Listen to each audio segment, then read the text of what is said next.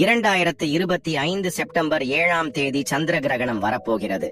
இதுவே இந்த வருடத்தில் ஏற்பட போகும் மிகவும் சக்தி வாய்ந்த கிரகணம். இது இந்தியாவில் தெரியும் என்பதால் இந்த கிரகணம் வருவதற்குள் ஒரு காகம் கிரகண விதிகளை பின்பற்றி எவ்வளவு பெரிய நிலையை அடைந்தது என்பதை தெரிவிக்கும் இந்த புனித கதையை ஒருமுறை கேட்டால் போதும். நரக வேதனைகள் நீங்கும், உங்களுக்கு இருக்கும் கஷ்டங்கள் அனைத்தும் நீங்கும், பிறவிகளின் பாவங்கள் நீங்கி கோடி பிறவிகளின் புண்ணியம் வரும், அஷ்ட ஐஸ்வர்யங்களும் சித்திக்கும், நன்றாக நடக்கும். நண்பர்களே, இந்த வீடியோவை பாதியில் நிறுத்தினால் எந்த பலனும் கிடைக்காது. எனவே இறுதி வரை கவனமாக கேளுங்கள். அதேபோல் இந்த வீடியோவுக்கு ஒரு லைக் போடுங்கள். கதையை கேட்பதற்கு முன் கமெண்ட் பாக்ஸில் ஓம் நம சிவாய என்று கமெண்ட் செய்யுங்கள். ஒரு காலத்தில் அடர்ந்த காட்டுக்கு நடுவில் 1000 ஆண்டுகள் பழமையான ஒரு ஆலமரம் இருந்தது. அந்த மரத்தில் பல பறவை குடும்பங்கள் வாழ்ந்தன. அவற்றில் ஒரு காகமும் இருந்தது. அது வயதில் மிகவும் பெரியது. அதன் இறகுகள் ஆங்காங்கே வெளுத்து, அதன் கண்களில் ஆழமான அனுபவம், அறிவு தெரிந்தது. காட்டில் உள்ள மற்ற பறவைகளும் விலங்குகளும் அதை மரியாதையுடன் பார்த்தன. ஏனென்றால் அதற்கு இயற்கையின் பல ரகசியங்கள் தெரியும். பருவங்கள் எப்போது மாறும், மழை எப்போது பெய்யும், எந்த இலைச்சாறு எந்த காயத்திற்கு மருந்து என்பது அதற்கு நன்றாக தெரியும். அதனால்தான் அனைவரும் அதை ஞானி காகம் என்று அழைத்தனர். ஒரு நாள் மாலை வானம் தெளிவாக இருந்தது. பௌர்ணமி சந்திரன் முழுமையாக வெள்ளித்தட்டு போல வானத்தில் உதிக்க தயாராகிறான். காட்டில் உள்ள அனைத்து விலங்குகளும் மகிழ்ச்சியாக உள்ளன. மயில்கள் தோகையை விரித்து நடனமாடுகின்றன. மான்கள் கூட்டமாக குளத்தருகே தண்ணீர் குடிக்கின்றன. ஆனால் அந்த ஞானி மட்டும் தனது கூட்டில் தனியாக அமர்ந்து சிந்தனையில் மூழ்கியுள்ளார். அவரது நடத்தையில் ஏதோ ஒரு அறியப்படாத கம்பீரம் உள்ளது. அது பக்கத்தில் உள்ள குளத்திற்கு சென்று தன் அலகால் சில தர்பை புற்களை கொண்டு வந்து தன் கூட்டில் தான் சேமித்து வைத்திருந்த சிறிய உணவின் மீது, மண் பானையின் மீது வைத்தது. சுத்தமாக குளத்து நீரில் குளித்து வந்து தன் கூட்டில் கண்களை மூடிக்கொண்டு தியானத்தில் அமர்ந்தது. மற்ற பறவைகள் இதை பார்த்து ஆச்சரியப்பட்டு, ஒரு பெரிய காகம், இன்று பண்டிகை போன்ற பௌர்ணமி இரவு, நீ என்ன இப்படி மௌனமாக ஏதோ விரதம் இருப்பது போல் அமர்ந்திருக்கிறாய்? வா, நாம் அனைவரும் சேர்ந்து இந்த நில ஒளி இரவை அனுபவிப்போம் என்று அழைத்தன. அந்த காகம் மெதுவாக கண்களை திறந்து, நண்பர்களே, இன்று பௌர்ணமி மட்டுமல்ல, இது ஒரு சிறப்பு நாள். இன்று இரவு சந்திரனுக்கு கிரகணம் பிடிக்கப் போகிறது. சந்திரனை ராகு கேதுக்கள் விழுங்கி விடுவார்கள். இது இயற்கையில் நிகழும் ஒரு பெரிய மாற்றம். இந்த நேரத்தில் நாம் சில விதிகளை பின்பற்றுவது அனைவருக்கும் நல்லது என்று அது கூறியது. அதன் வார்த்தைகள் பல பறவைகளுக்கு புரியவில்லை. கிரகணம் என்றால் என்ன? சந்திரனை யார் விழுங்குவார்கள்? இவையெல்லாம் பழங்கால நம்பிக்கைகள். சந்திரன் எவ்வளவு அழகாக பிரகாசிக்கிறான் என்று அவை கேலியாக சிரித்து தங்கள் ஆடல் பாடல்களில் மூழ்கிவிட்டன. காகம் மௌனமாக இருந்தது. அது சொன்னால் யாரும் கேட்க மாட்டார்கள் என்று அதற்கு தெரியும். கொஞ்ச நேரம் கழிந்தது. முழு சந்திரன் ஆகாயத்தின் நடுப்பகுதிக்கு வந்தது. காடு எவ்வளவு நில ஒளியால் நிரம்பிவிட்டது. திடீரென்று சந்திரனின் ஒரு ஓரத்தில் சிறிய கருப்பு நிழல் படரத் தொடங்கியது. முதலில் யாரும் பெரிதாக கண்டு கொள்ளவில்லை. ஆனால் அந்த நிழல் மெதுவாக பெரிதாகி பிரகாசமான சந்திரனை விழுங்கத் தொடங்கியது. அப்போது காட்டில் உள்ள விலங்குகளுக்கு பயம் பிடித்துக் கொண்டது. நில ஒளி மெதுவாக குறையத் தொடங்கியது. வாதாவரணம் குளிர்ந்து ஒருவித விசித்திரமான சத்தம் கேட்டது. நாய்கள் பயந்து குறைக்கத் தொடங்கின. ஆந்தைகள் அபசகுணமாக அலறத் தொடங்கின. பறவைகள் அனைத்தும் பயத்துடன் தங்கள் கூடுகளுக்குள் நுழைந்தன. சந்திரன் பாதி வரை கருப்பாக மாறிவிட்டான். அந்த காட்சி பயங்கரமாக இருந்தது. காகங்கள், பறவைகள் பயத்துடன் நடுங்கிக் கொண்டு என்ன ஆயிற்று, என்ன ஆயிற்று, நம் சந்திரனை எந்த அரக்கன் விழுங்குகிறான் என்று கூச்சலிட்டன. அந்த நேரத்தில் கூட நமது ஞானி காக்கி மட்டும் தனது கூட்டில் கண்களை மூடிக்கொண்டு எதுவும் சாப்பிடாமல் எதுவும் குடிக்காமல் அமைதியாக கடவுளை தியானித்துக் கொண்டிருக்கிறது. அதன் மனதில் எந்த பயமும் இல்லை, கவலை இல்லை. ஏனென்றால் இது தற்காலிகமானது என்று அதற்கு தெரியும். எந்த நேரத்தில் பின்பற்ற வேண்டிய தர்மத்தை அது பின்பற்றுகிறது. சிறிது நேரத்திற்கு பிறகு சந்திரன் முழுமையாக கருப்பு நிழலுக்குள் சென்று விட்டது. வானத்தில் சந்திரன் இருந்த இடத்தில் ஒரு சிவப்பு புள்ளி மட்டுமே எஞ்சியிருந்தது. அதை இரத்த சந்திரன், பிளட் மூன் என்பார்கள். காடு முழுவதும் இருள் சூழ்ந்தது. விலங்குகளின் சத்தமும் நின்று ஊசி விழுந்தால் கேட்கும் அளவுக்கு அமைதி நிலவியது. அந்த பயங்கரமான அமைதியிலும் காகம் தன் தியானத்தை விடவில்லை. கிரகணத்தின் போது வளிமண்டலத்தில் பரவும் தீய சக்திகளிலிருந்து தன்னையும் தன் உணவு நீரையும் பாதுகாக்க அது வைத்த தர்ப்பை புற்கள் உதவுவதாக அது நம்பியது.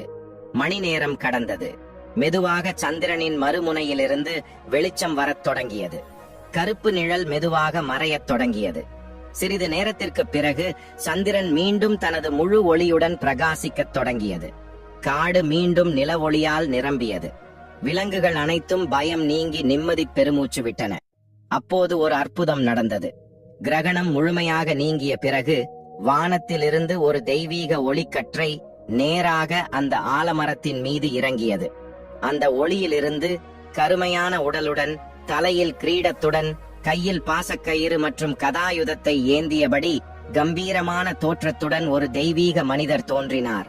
அவர் வேறு யாருமல்ல, சாட்சாத் யமதர்மராஜனே. யமனை பார்த்ததும் காட்டில் உள்ள அனைத்து விலங்குகளும் பயத்தில் நடுங்கின. தங்கள் உயிர்களை எடுக்கவே அவர் வந்ததாக அவை நினைத்தன. ஆனால் யமதர்மராஜன் நேரடியாக அஞ்ஞானி காகம் இருந்த கிளைக்கு வந்து நின்றார். அவர் கண்களில் கோபம் இல்லை, அமைதியும் பாராட்டும் இருந்தன. அவர் தனது கம்பீரமான குரலில், "ஓ காகமே, உன்னை பார்க்கும்போது எனக்கு மிகவும் மகிழ்ச்சியாக இருக்கிறது. இன்று சந்திர கிரகணத்தின் போது படைப்பில் உள்ள பல உயிரினங்கள் இறுதியில் ஞானம் இருப்பதாக கூறும் மனிதர்கள் கூட பயத்துடனும் அறியாமையுடனும் போராடினர். பலர் விதிகளை பின்பற்றாமல் கிரகணத்தின் போது சாப்பிட்டும் தூங்கியும் தங்களுக்கு தெரியாமலேயே தங்கள் உடலையும் ஆன்மாவையும் அசுத்தப்படுத்திக் கொண்டனர். ஆனால் நீ ஒரு சாதாரண பறவையாக இருந்தாலும் பண்டைய தர்மத்தையும் சாஸ்திர விதிகளையும் மதித்து அவற்றை தவறாமல் பின்பற்றினாய். உன் பக்தி, உன் ஞானம் அற்புதம். உன்னை போன்ற உயிரினங்களால் தான் இந்த பூமியில் இன்னும் தர்மம் நிலைத்திருக்கிறது" என்று பாராட்டினார். அப்போது காகம் பக்தியுடன் யமனுக்கு வணக்கம் செலுத்தியது. "பிரபுவே, உங்களின் தரிசனம் எனது முற்பிறவி புண்ணியம். நான் எனது முன்னோர்கள் கற்றுக் கொடுத்த ஞானத்தை மட்டுமே பின்பற்றினேன், அவ்வளவுதான்" என்று பணிவுடன் கூறியது. யமன் புன்னகைத்து, "உனது பணிவே உனக்கு அழகு. உனது பக்தியை நான் மெச்சுகிறேன். உனக்கு ஒரு வரம் கொடுக்க விரும்புகிறேன், கேள்" என்றான். அப்போது காகம் ஒரு கணம் யோசித்து, "தர்மராஜா, எனக்கு செல்வங்களும் அதிகாரங்களும் தேவையில்லை. இந்த காடு, இந்த இயற்கை எனக்கு போதும் என்று நான் பார்க்கிறேன். மனிதர்கள் இயற்கைக்கும் தர்மத்திற்கும் தூரமாகி வருகிறார்கள். கிரகணம் போன்ற முக்கியமான நேரங்களிலும் அவர்கள் கவனக்குறைவாக இருக்கிறார்கள். அதனால் அவர்களின் ஆரோக்கியத்திற்கும் ஆன்மீக வாழ்க்கைக்கும் தீங்கு ஏற்படுகிறது. அவர்களுக்கு விதிகளை பற்றி விளக்கும் சக்தியை எனக்கு அளியுங்கள். நான் மனித மொழியில் பேசி அவர்களுக்கு இந்த அறிவை வழங்க விரும்புகிறேன்" என்று கேட்கிறது. காகத்தின் வார்த்தைகளை கேட்டு யமன் ஆச்சரியப்பட்டார். தனக்காக இல்லாமல் மற்றவர்களுக்காக வரம் கேட்ட அந்த காகத்தின் தாராள மனப்பான்மையால் ஈர்க்கப்பட்டார். "அப்படியே ஆகட்டும். ஒரு ஞானிக்கு உனது ஆசை மிகவும் பெரியது. இந்த கணத்திலிருந்து உனக்கு மனித மொழியில் பேசும் சக்தியையும் மக்களை பாதிக்கக்கூடிய பேச்சு திறனையும் நான் வழங்குகிறேன். நீ நீண்ட காலம் வாழ்ந்து இந்த ஞானத்தை மக்களுக்கு பகிர்ந்து கொள். உனது பேச்சை கேட்டு தர்மத்தை பின்பற்றுபவர்கள் நீண்ட ஆயுளுடனும் ஆரோக்கியத்துடனும் மகிழ்ச்சியுடனும் இருப்பார்கள்" என்று ஆசீர்வதித்து மறைந்தார். வரம் பெற்ற காகத்திற்கு புதிய சக்தி கிடைத்தது. மறுநாள் காலையில் அது காட்டை விட்டு அருகில் உள்ள ஒரு கிராமத்திற்கு பறந்து சென்றது. அந்த கிராம மக்கள் இரவில் நடந்த சந்திர கிரகணம் பற்றி பேசிக் கொண்டனர். சிலர் பயந்தனர், மற்றவர்கள் அதை ஒரு சாதாரண வானியல் நிகழ்வாக புறக்கணித்தனர். அந்த காகம் நேராக கிராமத்தின் நடுவில் உள்ள பொது மேடையில் அமர்ந்தது. ஒரு காகம் வந்து அமர்ந்தது என்று யாரும் அதை பொருட்படுத்தவில்லை. அப்போது அந்த காகம் தெளிவான கம்பீரமான மனித குரலில் எப்படி பேசியது? "ஓ கிராம மக்களே, ஒரு கணம் என் பேச்சை கேளுங்கள்." காகத்தின் பேச்சை கேட்டு அனைவரும் அதிர்ச்சியடைந்தனர். ஒரு காகம் மனிதனைப் போல பேசுவதை பார்த்து மக்கள் ஆச்சரியப்பட்டனர். அனைவரும் பயத்துடனும் ஆச்சரியத்துடனும் அதை சுற்றி கூடினர். அப்போது காகம் தனது கதையை சொல்லி யமதர்மராஜன் அளித்த வரத்தை பற்றி விளக்கி சந்திர கிரகண விதிகள் மற்றும் அதன் முக்கியத்துவத்தை அவர்களுக்கு விளக்கத் தொடங்கியது. "சகோதர சகோதரிகளே, கிரகணம் என்பது வானத்தில் நடக்கும் ஒரு விசித்திரம் மட்டுமல்ல. அது பூமியில் உள்ள அனைத்து உயிரினங்களையும் பாதிக்கும் ஒரு சக்தி வாய்ந்த காலம். இந்த நேரத்தில் வளிமண்டலத்தில் சில கண்ணுக்கு தெரியாத மாற்றங்கள் ஏற்படும். நுண்ணுயிரிகள் பெருகும். அதனால்தான் நம் முன்னோர்கள் சில விதிகளை வகுத்தனர். அவை மூட நம்பிக்கைகள் அல்ல, நம்மை நாமே பாதுகாத்துக் கொள்ள உருவாக்கப்பட்ட அறிவியல் முன்னெச்சரிக்கைகள். முதலாவதாக, கிரகணம் தொடங்குவதற்கு குறைந்தது 3 மணி நேரத்திற்கு முன்பே உணவை முடித்துவிட வேண்டும். கிரகணத்தின் போது நமது செரிமான சக்தி மிகவும் பலவீனமாக இருக்கும். அந்த நேரத்தில் உண்ணும் உணவு சரியாக ஜீரணமாகாமல் உடலில் நச்சுத்தன்மை ஏற்படும் அபாயம் உள்ளது. அதனால் கிரகணத்தின் போது விரதம் இருக்க வேண்டும். இரண்டாவது, கிரகணத்தின் போது சமைத்த உணவுப் பொருட்கள் மற்றும் தண்ணீரின் மீது தர்பை புல்லை வைக்க வேண்டும். தர்பைக்கு வளிமண்டலத்தில் உள்ள தீங்கு விளைவிக்கும் சக்திகள் மற்றும் கதிர்களை தடுக்கும் சக்தி உள்ளது. இது உணவு, நீர் மாசுபடாமல் பாதுகாக்கிறது. மூன்றாவது, கிரகணத்தின் போது தூங்கக்கூடாது. எந்தவிதமான உடல் உழைப்பும் செய்யக்கூடாது. குறிப்பாக கர்ப்பிணி பெண்கள் மிகவும் கவனமாக இருக்க வேண்டும். அவர்கள் வீட்டை விட்டு வெளியே வரக்கூடாது. ஏனெனில் கிரகணத்தின் போது வெளிப்படும் கண்ணுக்கு தெரியாத கதிர்கள் கருவில் உள்ள சிசுவை மோசமாக பாதிக்க வாய்ப்புள்ளது. அதனால்தான் கர்ப்பிணி பெண்கள் வெட்டுதல், தைத்தல் போன்ற வேலைகளை செய்யக்கூடாது. கிரகணத்தின் போது என்ன செய்ய வேண்டும் என்று நீங்கள் கேட்கலாம். இது ஆன்மீக சாதனைக்கு மிகவும் சக்தி வாய்ந்த நேரம்.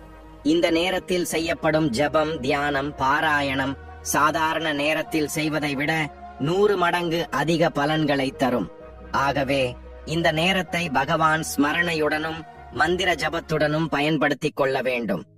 இறுதியாக, கிரகணம் முடிந்தவுடன், அதாவது மோட்ச காலத்திற்கு பிறகு அனைவரும் தலைக்கு குளிக்க வேண்டும். வீட்டை சுத்தம் செய்து மஞ்சள் நீர் அல்லது கங்கை நீர் தெளிக்க வேண்டும். கிரகணத்திற்கு முன் சமைத்த உணவை தூக்கி எறிந்துவிட்டு புதிதாக சமைக்க வேண்டும். குளித்த பிறகு ஏழைகளுக்கு சக்திக்கு ஏற்ப தானம் செய்வதன் மூலம் கிரகண தோஷங்கள் நீங்கும். புண்ணியம் கிடைக்கும் என்று காகம் மக்களுக்கு சொன்னது. அந்த காகம் சொன்ன ஒவ்வொரு வார்த்தையும் கிராம மக்களின் இதயங்களுக்குள் நேராக சென்றது. அவர்களுக்கு தங்கள் தாத்தா, பாட்டிகள் சொன்ன வார்த்தைகள் நினைவுக்கு வந்தன. தாங்கள் அறியாமையால் புறக்கணித்த விஷயங்களுக்கு பின்னால் இவ்வளவு ஆழமான அர்த்தமும் அறிவியல் தன்மையும் இருக்கிறதா என்று ஆச்சரியப்பட்டனர். அவர்கள் அந்த ஞானிக்கு கைகூப்பி வணங்கி, இனிமேல் ஒவ்வொரு கிரகணத்தின் போதும் இந்த விதிகளை தவறாமல் பின்பற்றுவோம் என்று உறுதியளித்தனர். அன்றிலிருந்து அந்த காகம் வெறும் பறவையாக மட்டும் இருக்கவில்லை. அது அந்த பகுதி மக்களுக்கு ஒரு குருவாகவும் வழிகாட்டியாகவும் மாறியது. அது அந்த மரத்தின் மீதே வாழ்ந்து தலைமுறை தலைமுறையாக மனிதர்களுக்கு தர்மத்தையும் இயற்கை விதிகளையும் போதித்து நீண்ட காலம் வாழ்ந்தது. ஒரு சாதாரண காகம் தனது பக்தியாலும் தர்மத்தை கடைபிடிப்பதாலும் யமனை மகிழ்வித்து மனித குலத்திற்கு ஞானத்தை வழங்கிய அந்த கதை தலைமுறை தலைமுறையாக பேசப்பட்டது. இயற்கையை மதித்து அதன் விதிகளை பின்பற்றினால் ஒரு சிறிய உயிரினமும் எவ்வளவு பெரிய நிலையை அடைய முடியும் என்பதை அந்த காகம் நிரூபித்தது. அதேபோல் இந்த கிரகணத்தின் போது சந்திர கிரகணங்கள் ஏன் ஏற்படுகின்றன என்பதை விளக்கும் ஒரு புராண கதை உள்ளது. இன்று இந்த கதையை கேட்பதால் அனைத்து நன்மைகளும் உண்டாகும், ஐஸ்வர்யம் சித்திக்கும். அந்த புனித கதையை இனி கேட்போம். பொதுவாக இந்து புராணங்களின்படி கிரகணம் ஏற்படும் போது ராகு கிரஸ்த அல்லது கேது கிரஸ்த என்று முதலில் பற்றி சொல்லிக் கொண்டிருப்பார்கள். இப்போது இந்த கிரகணங்களுக்கும் ராகுவுக்கும் கேதுவுக்கும் உள்ள தொடர்பு என்னவென்று தெரிந்து கொள்வோம். முற்காலத்தில் தேவர்களும் அசுரர்களும் பார்க்கடலை கடைந்து அமிர்தத்தை பெற வேண்டும் என்ற முடிவுக்கு வந்தனர். மந்திரமலையை மத்தாகவும் வாசுகி என்ற பாம்பை கயிறாகவும் கொண்டு பார்க்கடலை கடையத் தொடங்கினர். தலைப்பக்கம் அசுரர்களும் வால் பக்கம் தேவர்களும் இருந்து கடைந்த போது முதலில் லட்சுமி தேவி பிறந்தாள். விஷ்ணு லட்சுமி தேவியை மனைவியாக ஏற்றுக்கொண்டார். பின்னர் உச்சைஸ்ரவம் என்ற குதிரை, காமதேனு, கல்பவிருட்சம் தோன்றின. அவற்றை விஷ்ணுவின் கட்டளைப்படி தேவேந்திரன் பாதுகாத்தார். மீண்டும் பார்க்கடலை கடைந்த போது உலகை அச்சுறுத்தும் பெரும் தேஜசுடன் தோன்றியது. நெருப்புக்கு ஒப்பான ஆலகாலம் தோன்றியது. அந்த ஆலகால விஷ ஜுவாலைகளால் அனைத்து உலகங்களும் அழியத் தொடங்கின. தேவர்களும் அசுரர்களும் பயந்து ஓடினர். அனைவரும் சர்வ ஈஸ்வரனை சரணடைந்தனர். போலா சங்கரனாகிய சாம்பசிவன் அவர்களை கருணையுடன் உடனே அந்த காலகூட விஷத்தை தன் கழுத்தில் பிணைத்தார். காலகூட விஷத்தை பருகியதால்தான் சிவனின் கழுத்து நீலமாக மாறியது. அதனால்தான் சிவனுக்கு அன்றிலிருந்து நீலகண்டன் என்ற பெயர் வந்தது. மீண்டும் தேவர்களும் அசுரர்களும் அமிர்தத்திற்காக பார்க்கடலை கடைந்த போது அமிர்தம் பிறந்தது. அந்த அமிர்தத்திற்காக அவர்கள் இருவரும் சண்டையிடத் தொடங்கினர். அப்போது ஸ்ரீ மகாவிஷ்ணு மாயா மோகினி அவதாரம் எடுத்து அவர்களின் சண்டையை தீர்க்க விரும்பினார். மாயா மோகினி அழகு மற்றும் கவர்ச்சியில் சிறந்தவர். அவரது அழகுக்கு நிகரான பெண்கள் யாரும் இல்லை. ஜெகன் மோகினியான அவள் அதீத அழகு கொண்டவள். தன் மாய மோகன ரூபத்தால் அனைவரையும் கவரக்கூடிய அற்புதமான அழகு ராட்சி அவள். அவர்கள் இருவருக்கும் இடையில் வந்து, அமிர்தத்தை இருவருக்கும் சமமாக பங்கிடுவேன், யாருக்கும் தீராத சண்டை வேண்டாம், நீங்கள் அனைவரும் ஒரு வரிசையில் நின்றால் அனைவருக்கும் அமிர்தத்தை பங்கிடுவேன் என்றாள். உங்களுக்கு சம்மதமா என்றாள். தேவர்களும் அசுரர்களும் ஒப்புக்கொண்டனர். அவளது அற்புதமான அழகில் மயங்கி அசுரர்களும் மறுபேச்சு பேசாமல் தேவர்கள் அனைவரும் ஒரு வரிசையிலும் அசுரர்கள் அனைவரும் மற்றொரு வரிசையிலும் நின்றனர். ஜெகன்மோகினி 2 பாத்திரங்களை எடுத்துக்கொண்டு ஒரு பாத்திரத்தில் மதுவையும் மற்றொன்றில் அமிர்தத்தையும் நிரப்பி நடனமாடி மகிழ்வித்து மயக்கி தனது கவர்ச்சியான நடையுடனும் புன்னகையுடனும் அசுரர்களை மயக்கி அவர்களுக்கு தெரியாமல் அசுரர்களுக்கு மதுவையும் தேவர்களுக்கு அமிர்தத்தையும் ஊற்றத் தொடங்கினாள். மந்த புத்தி கொண்ட அசுரர்கள் இதை கவனிக்காமல் அவளது அற்புதமான அழகில் மயங்கி பரவசமடைந்தனர். இந்த விதமாக அசுரர்களை தனது கவர்ச்சியால் மயக்கி மதுவை மட்டுமே ஊற்றினாள். மோகினியின் இந்த மாயாஜாலத்தை கவனித்த ஒரு அசுரன் மாறுவேடத்தில் தேவர்களுக்கு மத்தியில் அமர்ந்தான். இருப்பினும் சந்திரன் மற்றும் சூரியன் அவரை கண்டுபிடித்து விஷ்ணுவிடம் தெரிவித்தனர். ஆனால் அதற்குள் கடவுள் அவருக்கு அமிர்தத்தை வழங்கியிருந்தார். விஷ்ணு தனது சுதர்சன சக்கரத்தால் அவரது தலையை உடலிலிருந்து பிரித்த போது அமிர்தம் அவரது தொண்டையை அடைந்தது. அசுரன் ஏற்கனவே அமிர்தத்தை குடித்ததால் அவரது தலை ராகுவாகவும் உடல் கேதுவாகவும் அழியாத தன்மையை பெற்றது. ராகு மற்றும் கேது இருவரும் ஒரே உடல், ஒருவர் தலைப்பகுதி மற்றவர் கீழ்ப்பகுதி. ஆனால் சூரியனும் சந்திரனும் ரகசியத்தை வெளிப்படுத்தியதால் ராகுவும் கேதுவும் அவர்களுக்கு எதிரிகளாக மாறினர். ராகு கேதுக்கள் சூரியனையும் சந்திரனையும் வெறுப்பதால் ராகு கேதுக்கள் சூரியனையும் சந்திரனையும் விழுங்குவதால் கிரகணம் ஏற்படுகிறது. தேவர்களும் அசுரர்களும் அமிர்தத்திற்காக சண்டையிடுவதை பார்த்த வாசுகி, வாசுகி என்றால் கயிறாக பயன்படுத்தப்பட்ட ஒரு பெரிய பாம்பு, தனக்கு அமிர்தம் கிடைக்கவில்லை என்று தெரியாமல் அமிர்த கலசம் வைக்கப்பட்ட இடத்திற்கு சென்று தர்ப்பையின் மீது அமிர்தம் விழுந்ததாக கூறி தர்ப்பையை நக்கியது. அமிர்தம் வராததால் தர்ப்பையின் கூர்மைக்கு நாக்கு செங்குத்தாக பிளந்தது. அப்போதிருந்து வாசுகியின் சந்ததியான பாம்புகளுக்கு நாக்கு செங்குத்தாக பிளந்து 2 நாக்குகள் இருப்பது போல் தெரிகிறது. ஆகவே சூரிய சந்திர கிரகணங்கள் ஏற்படுவதற்கான காரணத்தை விளக்கும் புராண கதை இதுதான். இன்று இந்த ஸ்லோகத்தை யார் படிக்கிறார்களோ அவர்களுக்கு கிரகண தோஷங்கள் நீங்கும், சந்திரனின் அருள் கிடைக்கும்.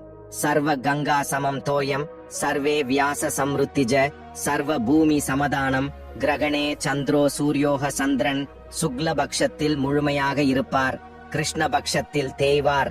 அப்படி நடப்பதற்கான காரணம் சொல்லும் கதை இது. சந்திரன் மகா பதிவிரதையான அனசூயா தேவியின் மகன், தத்தாத்ரேயரின் சகோதரன், மகா சக்தி வாய்ந்தவன். அதனால்தான் பூமியில் உள்ள மருந்துகளுக்கு சந்திரன் அதிபதியாக மாறினான். கடைசியில் மனிதனின் மனதை ஆள்பவனாக ஜோதிடத்தில் ஒரு இடத்தை பெற்றான். அப்படிப்பட்ட சந்திரனுக்கு தன் மகள்களை கொடுத்து திருமணம் செய்ய நினைத்தான் பிரம்மா குமாரனான தக்ஷன். அந்த தக்ஷனுக்கு ஒருவர் அல்ல, இருவர் அல்ல, 27 மகள்கள். சந்திரன் தக்ஷனின் விருப்பத்தை ஏற்று அவரது மகள்களை மணந்தார். ஆனால் திருமணத்திற்கு முன் தக்ஷன் சந்திரனிடம் ஒரு வாக்குறுதி வாங்கினார். அவரது 27 மகள்களுக்கும் சமமான அன்பை வழங்க வேண்டும் என்பதே அந்த வாக்குறுதி. சந்திரன் அதற்கு மறுபேச்சு பேசாமல் சம்மதித்தார். தக்ஷனின் 27 மகள்களுடன் சந்திரனின் திருமணம் கோலாகலமாக நடைபெற்றது. ஒரு நாள் ஒரு மனைவியுடன் தங்கினார். சந்திரன் பஞ்சாங்கத்தில் 27 நட்சத்திரங்களை உருவாக்கினார். ஆனால் நாட்கள் செல்லச் செல்ல சந்திரன் அந்த 27 பேரில் ரோகிணி என்ற மனைவி மீது அதிக அன்பு கொள்ளத் தொடங்கினார். மற்ற மனைவிகளுக்கு பொறாமை ஏற்படும் அளவுக்கு ரோகிணி மீது சந்திரனின் மோகம் அதிகரித்தது. சந்திரன் தக்ஷனுக்கு கொடுத்த வாக்கை மீறினார். சில நாட்களுக்கு பிறகு இந்த விஷயத்தை தந்தையின் காதுக்கு கொண்டு சென்றனர். மற்ற மனைவிகள் விஷயத்தை கேட்ட தக்ஷன் சந்திரனை கண்டித்தார். ஆனால் சிறிது காலம் கழித்து சந்திரனிடம் அதே போக்கு மீண்டும் காணப்பட்டது. மற்ற மனைவிகளை விட ரோகிணியின் மீது அவருக்கு அதிக அன்பு இருந்தது. இந்த முறை தக்ஷன் சும்மா இருக்கவில்லை. ரோகிணியின் மீதுள்ள அன்பினால் தனது மற்ற மகள்களை சரியாக கவனித்துக் கொள்ளவில்லை என்று தக்ஷன் சந்திரனை கோபித்துக் கொண்டார். எந்த ஒளியை பார்த்து நீ இப்படி பெருமைப்படுகிறாயோ அந்த ஒளி படிப்படியாக குறைந்துவிடும் என்று சபித்தார். பிரம்மா குமாரனான தக்ஷனின் வார்த்தைக்கு மறுப்பு ஏது? அவர் சபித்தபடியே ஒரு நாள் செல்ல செல்ல சந்திரன் தேய்ந்து போகத் தொடங்கினான். சந்திரன் தேய்ந்து போனால் மருந்துகளின் நிலை என்னவாகும், மனிதர்களின் மனங்கள் என்னவாகும் என்று தேவர்கள் அனைவரும் கலக்கமடைந்தனர். சந்திரனும் தனக்கு சாப விமோசனம் அளிக்குமாறு அங்கும் இங்கும் அலைந்தான். ஆனால் அவருக்கு எங்கும் நிம்மதி கிடைக்கவில்லை. கடைசியாக வெளிச்சம் மட்டுமே எஞ்சியிருந்த நேரத்தில் சிவபெருமானை அடைந்தார். சந்திரனின் நிலையை பார்த்ததும் போலாசங்கரனின் மனம் உருகியது. தக்ஷனின் சாபம் காரணமில்லாதது அல்ல என்பதால் அந்த சாபம் நிறைவேறாமல் இருக்க முடியாது. அதே நேரத்தில் அவரது சாபத்தால் இந்த உலகம் இருளில் இருப்பதும் நல்லதல்ல. மாதாந்திர சாபம் என்பதால் பரமேஸ்வரன் ஒரு இடைப்பட்ட வழியை பரிந்துரைத்தார். தக்ஷனின் சாபத்தால் சந்திரன் ஒரு பட்சம் தேய்ந்துதான் ஆக வேண்டும். ஆனால் உலக நன்மைக்காக அடுத்த பட்சம் ஒளியை பெறும் வகையில் சிவன் வரம் அளித்தார். அதனால் சந்திரன் மிகவும் மகிழ்ச்சி அடைந்தான். பரமேஸ்வரனுடன் இருந்தால் தக்ஷனின் சாபத்திலிருந்து ஓரளவு விமோசனம் பெற முடியும் என்பதை உணர்ந்த சந்திரன் அன்று முதல் சந்திரனின் சிகையில் தங்கிவிட்டான். மாதா மாதம் சாபம் மோகம் யாரையும் தாழ்த்திவிடும். தவறை உணர்ந்து பரமேஸ்வரியின் பாதங்களை அடைந்த நாளில் மீண்டும் வாழ்க்கை ஒளியால் நிரம்பும் என்பதை இந்த கதை தெரிவிக்கிறது. அதே மகாலய பௌர்ணமி அன்று பொதுவாக சத்யநாராயண விரதம் செய்வார்கள் என்பதால் சத்யநாராயண சுவாமி விரத கதையை கேட்டாலே போதும், எல்லா பாவங்களும் நீங்கிவிடும், பிறவி புண்ணியம் வரும். முன்பு உல்காமுக்குடு என்ற ஒரு ராஜ்யம் இருந்தது. அவன் இந்திரியங்களை வென்றவனாய் சத்தியவானாய் தினமும் கோவிலுக்கு சென்று அங்கு பிராமணர்களுக்கு பணம் கொடுத்து அவர்களை திருப்திப்படுத்தி தெய்வ தரிசனம் செய்துவிட்டு செல்வான். அவனுடைய மனைவி மிகவும் அழகி, நற்குணசாலி. அந்த ராஜா ஒரு நாள் தன் தர்மபத்தினியுடன் பத்ராச்சல நதிக்கரையில் சத்யநாராயண விரதம் செய்யத் தொடங்கினான். இம்மாதிரியான சூழ்நிலையில் சாது என்ற ஒரு வணிகர் ஏராளமான செல்வத்துடனும் பொருட்களுடனும் இருந்த தனது படகை கரையில் நிறுத்தி விரதம் அனுசரித்துக் கொண்டிருந்த மன்னரிடம் வந்து பணிவுடன் இவ்வாறு கேட்டார். மன்னா, பக்தியுடனும் சிரத்தையுடனும் நீங்கள் அனுசரிக்கும் அந்த விரதம் என்ன? தயவு செய்து எனக்கு விளக்குங்கள், தெரிந்து கொள்ள விரும்புகிறேன் என்று கேட்டார். அப்போது மன்னர், ஓ சாது, புத்திர பாக்கியம் வேண்டி நாங்கள் இந்த சத்யநாராயண சுவாமி விரதத்தை அனுசரிக்கிறோம் என்று கூறினார். மகாராஜா கூறிய வார்த்தைகளை கேட்ட சாது, ஓ மன்னா, எனக்கும் குழந்தை இல்லை. எனக்கு குழந்தை பிறந்தால் நான் இந்த சத்யநாராயண விரதத்தை கண்டிப்பாக கடைபிடிப்பேன் என்று வேண்டிக் கொண்டார். அதன் பிறகு சந்நியாசி தனது வியாபாரத்தை முடித்துக் கொண்டு வீட்டிற்கு வந்து தனது மனைவி லீலாவதியிடம் சத்யநாராயண விரதத்தை பற்றி கூறினார். குழந்தை பிறந்தால் இந்த விரதத்தை கண்டிப்பாக கடைபிடிப்பேன் என்று கூறினார். லீலாவதி தர்மத்தை கடைபிடிப்பவளாக இருந்ததால் கணவனுடன் சண்டையிட்டாள். அதன் விளைவாக அவள் கர்ப்பமாகி 10வது மாதத்தில் ஒரு அழகான பெண் குழந்தையை பெற்றெடுத்தாள். அந்த பெண் வளர்பிறை நிலவு போல நாளுக்கு நாள் வளர்ந்து வந்தாள். அவளுக்கு பெற்றோர் கலாவதி என்று பெயரிட்டனர். ஒரு நாள் லீலாவதி தன் கணவனிடம், நாம் குழந்தை பிறந்தால் சத்யநாராயண விரதம் செய்வோம் என்று சொன்னீர்கள் அல்லவா? நமக்கு ஒரு பெண் குழந்தை பிறந்து விட்டது அல்லவா? எனவே விரதத்தை செய்யுங்கள் என்றாள். அதற்கு அந்த வணிகன், லீலாவதி, நம் மகள் திருமணத்தின் போது நிச்சயம் விரதம் செய்வோம் என்று மனைவியை சமாதானப்படுத்திவிட்டு வியாபார வேலைக்காக நகரத்திற்கு சென்றான். அப்படி கலாவதி தன் தந்தையின் வீட்டில் வளர்ந்து பருவ வயதை அடைந்தாள். அதை கவனித்த சாது தன் சகாக்களுடன் சேர்ந்து ஆலோசித்து மாப்பிள்ளையை தேட தூதனை அனுப்பினார். காஞ்சன நகரத்திற்கு சென்று அங்கு ஒரு நல்ல தகுதியான வணிகரின் மகனை பார்த்து அவருடன் அழைத்து வந்தார். அழகான அந்த வைஷாலிய சிறுவனை கண்ட சாது தன் மகளை அவனுக்கு கொடுத்து விதிமுறைப்படி திருமணம் செய்து வைத்தார். மகள் திருமண ஆனந்தத்தில் மூழ்கிய அந்த சாது திருமண விழாக்களில் மூழ்கி சத்யநாராயண விரதத்தை மறந்துவிட்டார். அதனால் சுவாமிக்கு கோபம் வந்தது.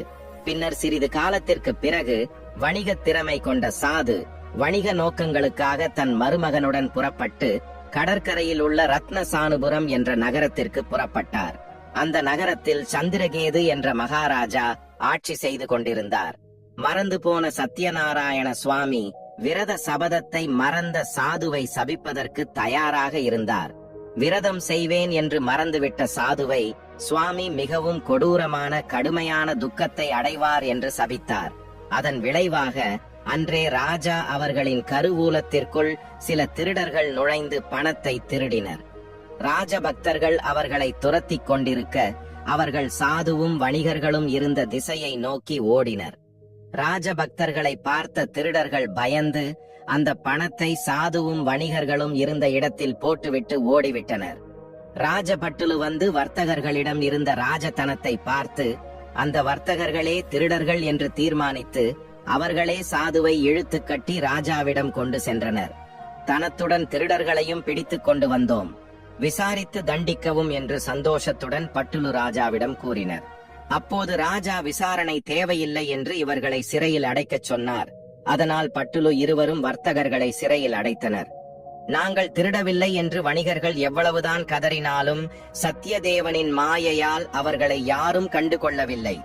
அது மட்டுமல்லாமல் சந்திரகேது மகாராஜாவின் படகுகளில் இருந்த அனைத்து செல்வங்களையும் தனது கருவூலத்திற்கு மாற்றினார். சத்யதேவனின் சாபத்தால் வீட்டில் இருந்த சாதுவின் மனைவியும் கஷ்டங்களுக்கு ஆளானாள். அவர்கள் வீட்டில் இருந்த அனைத்து செல்வங்களையும் தானியங்களையும் திருடர்கள் திருடிச் சென்றனர். வணிகரின் மனைவி கடுமையான மனவேதனையால் நோய்வாய்ப்பட்டாள். உண்ண உணவின்றி வீடு வீடாகச் சென்று பிச்சை எடுத்து பிழைப்பு நடத்தி வந்தனர். மகள் கலாவதியும் பசியால் வாடி பிச்சை எடுக்கத் தொடங்கினாள். அப்படி அலைந்து திரிந்த அவள் ஒரு நாள் ஒரு பிராமணரின் வீட்டிற்கு சென்றாள். அங்கு பிராமணர் சத்யநாராயண விரதம் செய்து கொண்டிருப்பதைக் கண்டாள். அனைத்தையும் கேட்டு கருணை கொண்டு தன்னை காப்பாற்றும்படி சுவாமியை மனதார வேண்டினாள். பிரசாதத்தையும் பெற்றுக்கொண்டு இரவு வெகு நேரம் கழித்து வீடு திரும்பினாள். வந்த கலாவதியை பார்த்து லீலாவதி அன்புடன் இவ்வாறு கூறினாள். இவ்வளவு இரவு வரை எங்கே இருந்தாய்? உன் மனதில் என்ன இருக்கிறது என்று சொல் என்றாள். உடனே கலாவதி, அம்மா, நான் ஒரு பிராமணரின் சத்யநாராயண விரதம் நடந்து கொண்டிருப்பதை பார்த்து நின்று விட்டேன். அம்மா, அந்த விரதம் கேட்ட வரங்களை நிறைவேற்றும் அல்லவா என்றாள். அப்போது லீலாவதி மகளின் வார்த்தைகளை கேட்டு தாங்கள் விரதம் செய்ய மறந்துவிட்டோமே என்று வருத்தப்பட்டு உடனே விரதம் செய்ய சங்கல்பம் செய்தாள். கணவரே, உங்கள் மனைவி லீலாவதி உறவினர்கள் மற்றும் நண்பர்களுடன் மிகுந்த பக்தியுடன் சத்யநாராயண விரதத்தை முடித்து, சுவாமி, எங்கள் குற்றங்களை மன்னியுங்கள், எங்களை மன்னித்து என் கணவரும் மருமகனும் பத்திரமாக வீடு திரும்ப ஆசீர்வதியுங்கள் என்று பிரார்த்தித்தார். லீலாவதி செய்த விரதத்தால் சத்யதேவன் மகிழ்ந்து அன்றிரவு சந்திரகேது மகாராஜாவின் கனவில் தோன்றி, ராஜா, நீங்கள் கைது செய்த இருவரும் திருடர்கள் அல்ல, அவர்கள் வியாபாரிகள். நாளை காலையில் அவர்கள் இருவரையும் விடுவித்து அவர்களின் பணத்தை அவர்களுக்கு கொடுத்து அனுப்பிவிடுங்கள், இல்லை என்றால் நீங்கள் முழுமையாக அழிந்து விடுவீர்கள் என்று கூறினார். மறுநாள் காலையில் அவர் தனது கனவை ராஜ்ய சபையில் விவரித்து அந்த வணிகர்களை விடுவித்து அழைத்து வருமாறு தனது வீரர்களுக்கு கட்டளையிட்டார். வீரர்கள் அவ்வாறே செய்து 2 வணிகர்களையும் ராஜாவிடம் அழைத்து வந்து வணிகர்களை அழைத்து வந்ததாக கூறினர். அந்த 2 வணிகர்களும் ராஜாவுக்கு வணக்கம் செலுத்தி தத்தெடுப்பு விஷயங்களை நினைத்து தங்களுக்கு ஏற்பட்ட கஷ்டத்திற்காக வருந்தி பயந்து செயலற்று நின்றனர். அப்போது அந்த ராஜ வணிகர்களை பார்த்து, வணிகச் சிரேஷ்டர்களே, உங்களுக்கு இந்த ஆபத்து தெய்வ அருளால் ஏற்பட்டது, பயப்பட வேண்டாம் என்று ஆறுதல் கூறி அவர்களை பந்தங்களில் இருந்து விடுவித்து அவர்களுக்கு ஆண்களுக்கு அலங்காரமான க்ஷமாதி போன்றவற்றை செய்து புதிய ஆடைகளுடன் காவுரவித்து இருவரையும் மகிழ்வித்தார். அவர் அவர்களை பல வழிகளில் காவுரவித்து தான் கைப்பற்றிய பணத்தை இரட்டிப்பாக்கி இருவரையும் மகிழ்வித்தார். சந்திரகேது மகாராஜா இருவரையும் சகாலா மரியாதையுடன் காவுரவித்து அவர்கள் மகிழ்ச்சியுடன் வீட்டிற்கு செல்லலாம் என்று கூறினார். வியாபாரிகள் மிகுந்த மகிழ்ச்சியுடன் ராஜாவை பல வழிகளில் புகழ்ந்து விடை பெற்று தங்கள் இருப்பிடங்களுக்கு விரைந்தனர். என் வயதுடைய இருவரும் பிராமணர்களுக்கு தான தர்மங்கள் செய்து தீர்த்த யாத்திரைகள் செய்து சொந்த நகரத்திற்கு புறப்பட்டனர். கடலில் அவர்கள் அவ்வாறு சிறிது தூரம் பயணம் செய்தனர். சத்யதேவனுக்கு மீண்டும் அவர்களை சோதிக்க வேண்டும் என்ற ஆசை ஏற்பட்டது.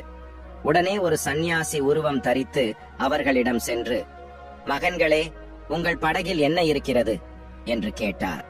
மதத்துடன் ஆவேசமடைந்தவர்கள் சந்நியாசியை பார்த்து, எங்கள் படகில் என்ன இருக்கிறது என்று உனக்கு ஏன்? எங்கள் செல்வத்தை அபகரிக்க பார்க்கிறாயா? படகில் இலைகள் செடிகள் தவிர வேறு எதுவும் இல்லை. போ போ என்று பதில் சொன்னார்கள். அப்போது சந்நியாசி புன்னகைத்து, அப்படியே ஆகட்டும் என்றார்.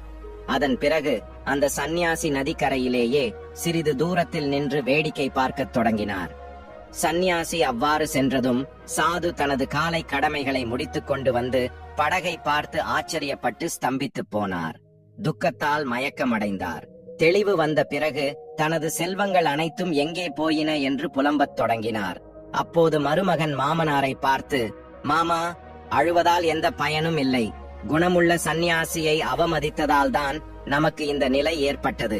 சந்நியாசியின் கோபத்தால் தான் எல்லாவற்றையும் இழந்தோம். வேண்டிக் கொள்வோம், அவரையே சரணடைவோம். நம்மை நிச்சயம் கருணை காட்டுவார். நம் விருப்பங்கள் நிறைவேறக்கூடும் என்றார். அல்லுவின் வார்த்தைகளை கேட்ட சாது ஓடி ஓடி அந்த சந்நியாசியிடம் சென்று மனதார வணங்கி பணிவுடன், சுவாமி, ஞான சூனியனாய் உங்களை பரிகசித்தேன். என் தவறை மன்னியுங்கள், மன்னித்து எங்கள் மீது கருணை காட்டுங்கள் என்று பலவிதமாக பிரார்த்தித்தார். கதறி அழுதார். அப்போது அந்த சந்நியாசி, ஓ, இந்த என் விரதத்தை செய்வேன் என்று சொல்லி மறந்து விடுவது நியாயமா? துஷ்ட புத்தியுடன் இருக்கும் உனக்கு கண் திறக்க வேண்டும் என்பதற்காகவே நான் சாபம் கொடுத்தேன். என் சாபத்தாலேயே உனக்கு இந்த துயரம் ஏற்பட்டது. இப்போதாவது தெரிந்து கொண்டாயா என்றார். அனைத்து இடங்களிலும் சாது சுவாமி, அனைவரின் விருப்பம் உலகம் முழுவதும் உமது மாயா மோகத்தில் சிக்கித் தவிக்கிறது. பிரம்மாதி தேவர்களே, உமது மாயையை அறிய முடியவில்லை.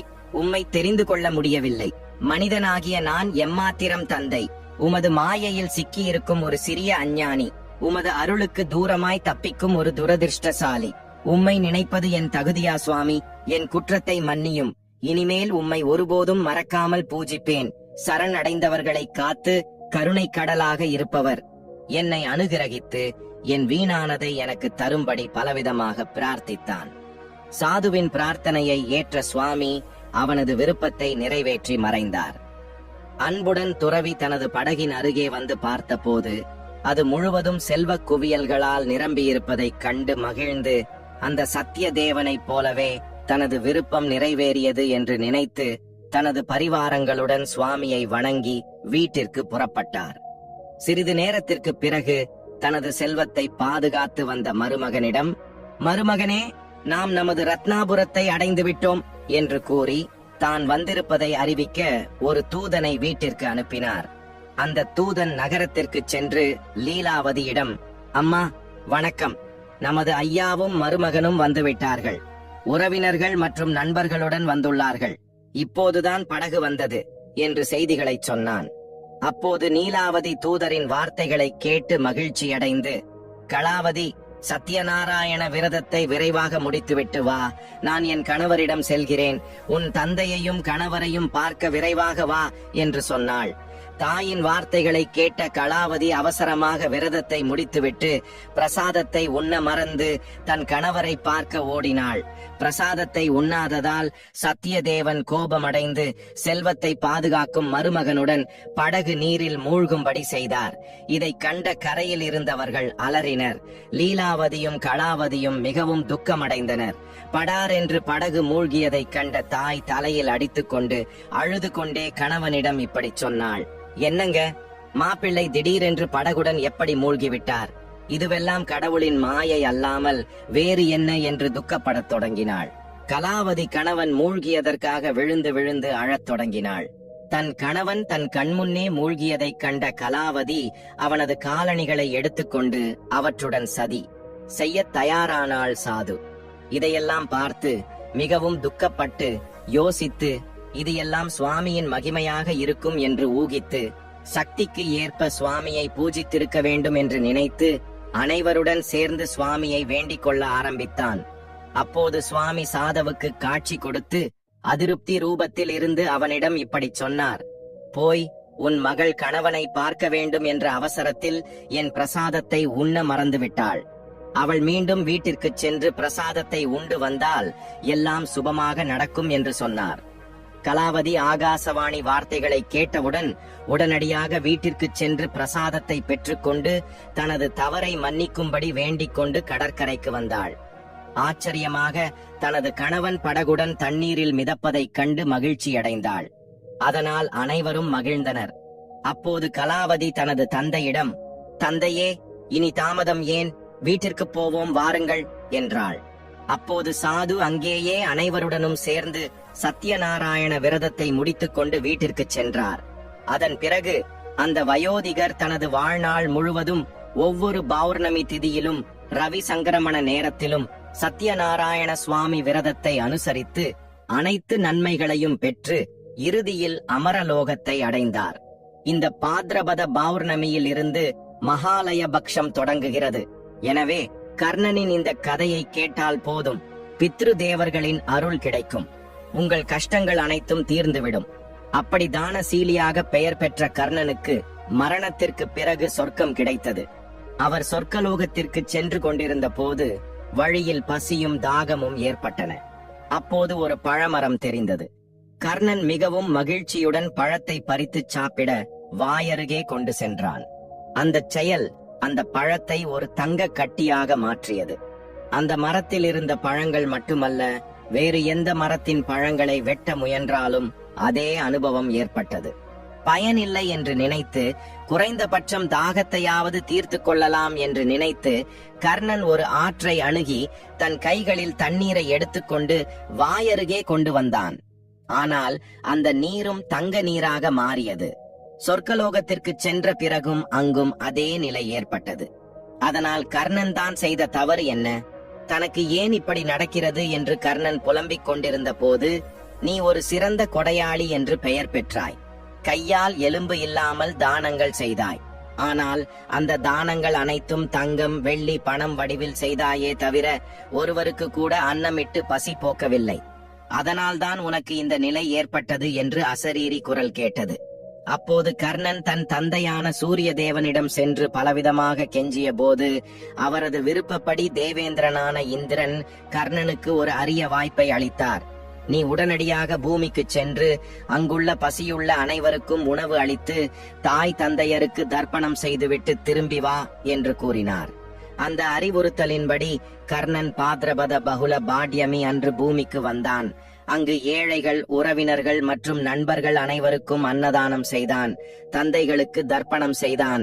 மீண்டும் பாத்ரபத அமாவாசை அன்று சொர்க்கத்திற்கு சென்றான். கர்ணன் அன்னதானம் மற்றும் பித்ரு தர்ப்பணம் செய்தவுடன் அவனது வயிறு நிறைந்தது, பசி தீர்ந்தது. கர்ணன் பூமியில் வாழ்ந்து மீண்டும் சொர்க்கத்திற்கு சென்ற இந்த 15 நாட்களுக்கு மகாலய பக்ஷம் என்று பெயர். இந்த மகாலய பக்ஷத்தின் கடைசி நாளே மகாலய அமாவாசை என்று அழைக்கப்படுகிறது. இந்த மகாலய பக்ஷத்தில் தர்ப்பணம் செய்ய முடியாதவர்கள் இந்த நாட்களில் காலையில் உங்கள் பிரதான வாயிலுக்கு முன்னால் உள்ளே நின்று கைகளை கூப்பி உங்கள் பித்ரு தேவதைகளை நினைத்து அவர்களுக்கு வணக்கம் செலுத்தி, "நான் பித்ரு பக்ஷத்தை அனுசரிக்க இயலாதவன், ஆகவே என்னை மன்னித்து உங்கள் ஆசீர்வாதங்களை அழியுங்கள்" என்று மனதில் பிரார்த்தனை செய்வதன் மூலம் சுப பலன்கள் கிடைக்கும். கிரகணத்திற்கு முன் இந்த கதைகளை கேட்டால் போதும், கஷ்டங்கள் நீங்கும். உங்களுக்கு இருக்கும் அனைத்து பிரச்சனைகளும் நீங்கும். பிறவி பாவங்கள் நீங்கி கோடி பிறவிகளின் புண்ணியம் கிடைக்கும். அஷ்ட ஐஸ்வர்யங்களும் சித்திக்கும். இனி உங்களுக்கு அனைத்தும் சுபமாகவே நடக்கும்.